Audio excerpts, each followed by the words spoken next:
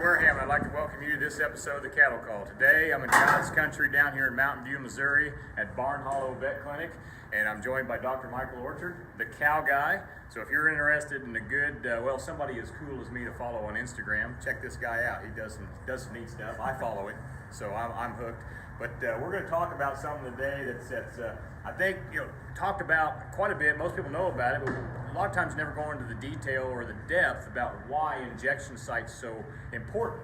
And so we've got a heifer here. You guys are doing some yearly, some pre-breeding vaccinations on these yearling heifers, and we're going to talk about what's referred to as, today we're going to call it the neon triangle, and discuss why that injection site's so important, and what things you can get into as far as problems you can cause if you don't give things in the right location, right? Yes, thank you. So as Jared said, this is a group of yearling heifers that we are immunizing and getting prepared to breed this spring. And we're going to use modified live virus as well as lepto along with a dewormer and an injectable mineral in preparation for this. And we've drawn the triangle up here to show better the proper location.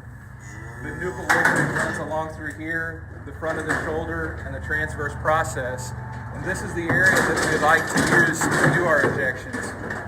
Dr. Folk here with me is also going to help talk about some of the important things of immunization. Yeah, and I'm glad you used the term immunization. A concept that we like to try and get across now is it's not just vaccination. Vaccination is just simply putting a vaccine in an animal, but that's not what we're after. We want to actually get the immune response to respond to our vaccine and get an immunization, and that's where we get the protection to disease that we're looking for when we use these products.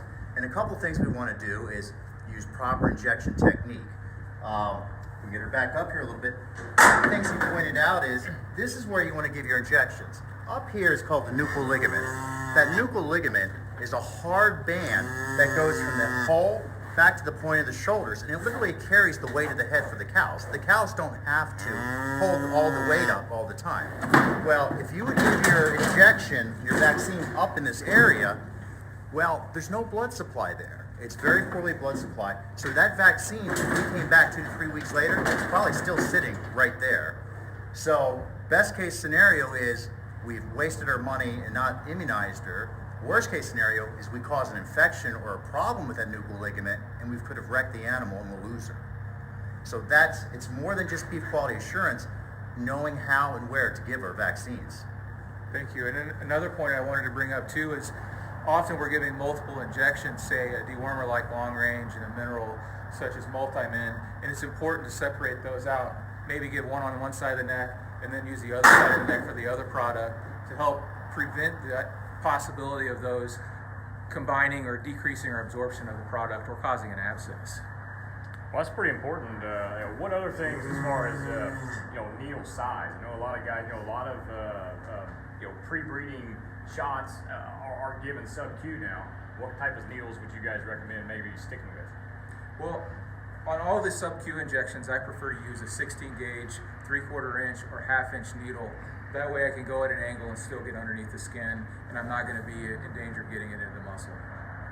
Excellent. Well, I think a good point to help illustrate maybe the difference between vaccination and immunization is the difference between a steer and a bull. I mean, you can turn a steer in with a bunch of heifers, and he could try, and he could vaccinate him, but he's not going to immunize him, right? And so that's not a great example, but I like that example. It's a good I'm going to use that. That's a great example. That'll work. So yeah. But anyway, well, I appreciate you guys coming here today and joining us for this episode of the Cattle Call, and we'll catch you down the road.